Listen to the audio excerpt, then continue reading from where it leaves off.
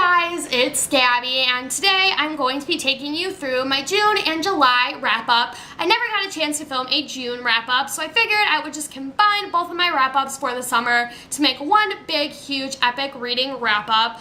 And because I'm doing that, I'm going to be talking about a large quantity of books throughout this wrap-up, so my descriptions are going to be very brief and very simple, but if you want to find out more about all the books I mentioned, I will be leaving a list down below. But other than that, I hope you guys enjoy this video and that you're interested to find out what I read over this summer. So the first book that I read in the month of June is Passenger by Alexandra Bracken, and this is a book that I was really excited to pick up because I heard a lot of great things about it and it received a lot of hype through BookTube, but it really didn't live up to that hype to me, honestly. I feel like the book was really rushed and there was a lot of things thrown at you towards the end, and that the time travel concept could sometimes be a little bit confusing, and it felt like it just took me forever to get through this book and I was just struggling to read it. But other than that, the one thing that I did appreciate about this book was the fact that all of the settings that we get to go to through all these time travel scenes were really well researched and well thought out and well explained and were historically accurate, and that there was research and thought and detail put into that, which is something that I appreciated.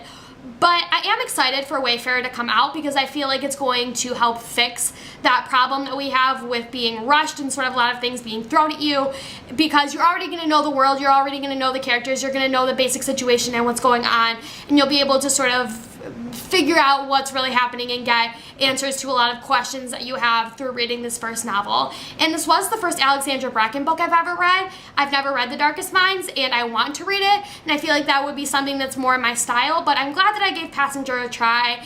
And if I were to rate it, I would say 3.5 stars out of 5. It wasn't my favorite read, but it just wasn't like the best read ever. I was just sort of about it, if you guys know what I mean.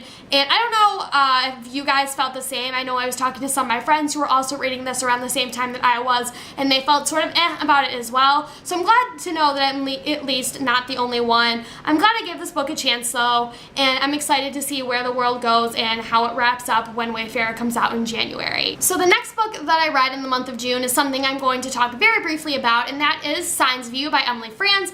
I already reviewed this book on my channel. I will leave the link down below. This book was just so heartfelt and passionate and just such a beautiful read, and I totally recommend you check this book out. 5 out of 5 stars. I absolutely loved it.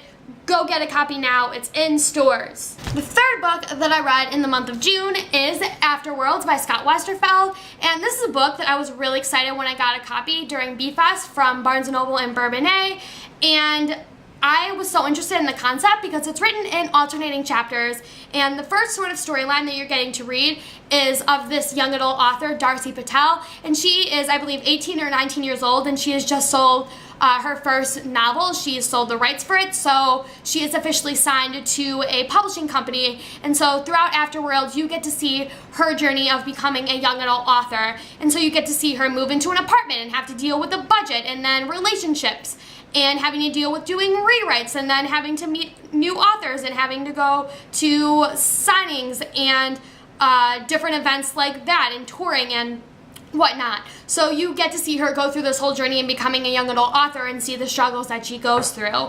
And then the other perspective that you see throughout this novel is the story that she is writing. So you get to see her characters in the journey that they go on, and you get to see the changes that she makes throughout her rewrite process and how she decides to end this novel, which is like her big struggle throughout this book, as well as dealing with all the other small problems of becoming a young adult author. And it was a really interesting concept, but I feel like it just felt sort of boring and dragged on at times. And I know a lot of people have said this isn't Scott Westerfeld's best novel, and I haven't read anything else by him, so I'm very glad I got to pick this up, and I think it's worth a read if you're into the YA world because there are a lot of interesting parts, and I feel like it's a fun book overall, but it isn't just the most intriguing book out there. I did enjoy it, and I'm glad that I got to pick it up because I probably wouldn't have if I hadn't been given a copy, so I'm glad that I read it, and I think it's worth a read if you're into the YA world.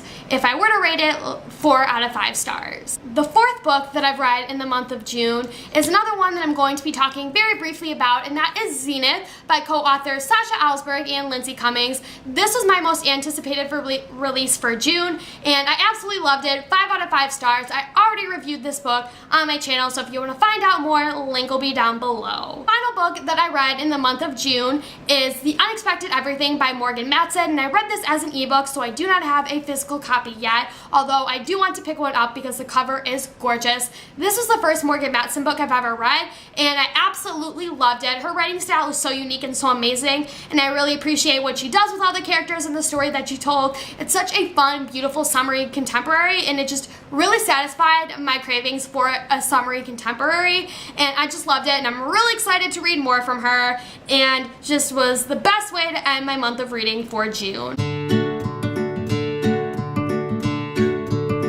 Moving on to my July wrap-up, the first book that I'm going to be talking about is an audiobook, and that is Kill the Boyband by Goldy Moldavsky, and this was a book that was also recommended to me through BookTube, and I listened to it as an audiobook because I signed up for Audible and I got 2 free audiobooks, so I decided to use the first one on Kill the Boyband because I've been hearing a lot about it and I wanted to read it, and it was an interesting experience. Listening to the audiobook was really fun and getting to go through listening to an audiobook for the first time, but the story itself just made me a little bit scared for my life because basically it's about this group of fangirls and they steal this boy band member and kidnap him, and so it's all the craziness that ensues because of that, and it just made me really fear for my life that this is something that could happen, and it felt just genuinely realistic. Like, this isn't even the worst thing that could happen. It just really scared me.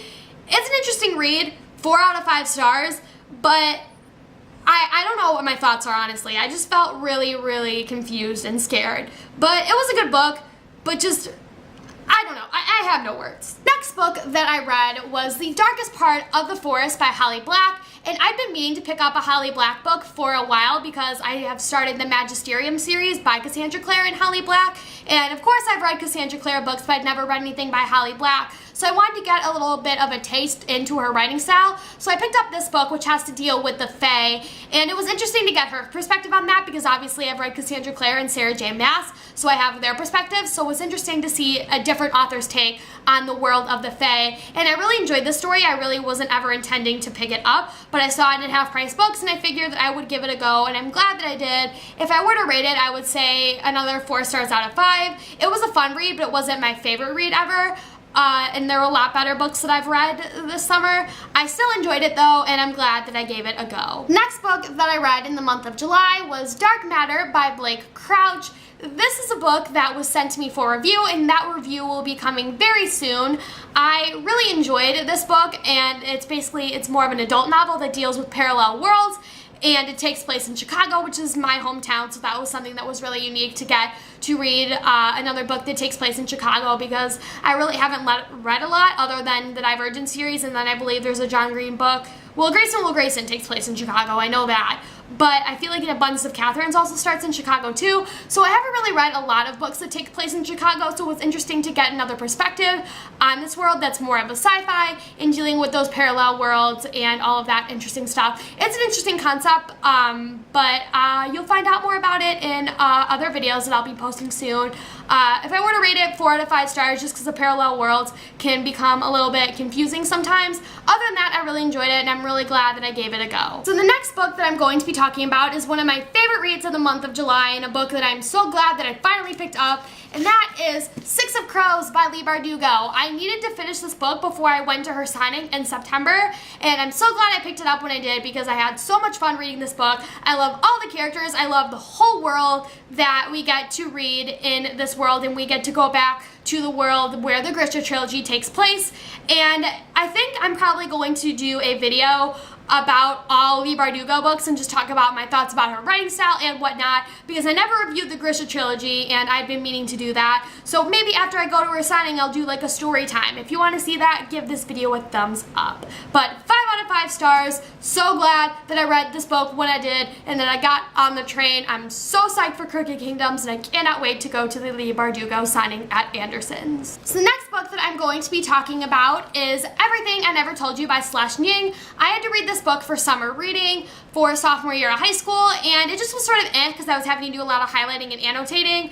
It's an interesting book. There's some reviews for it on BookTube, so I thought I would mention it in my wrap-up.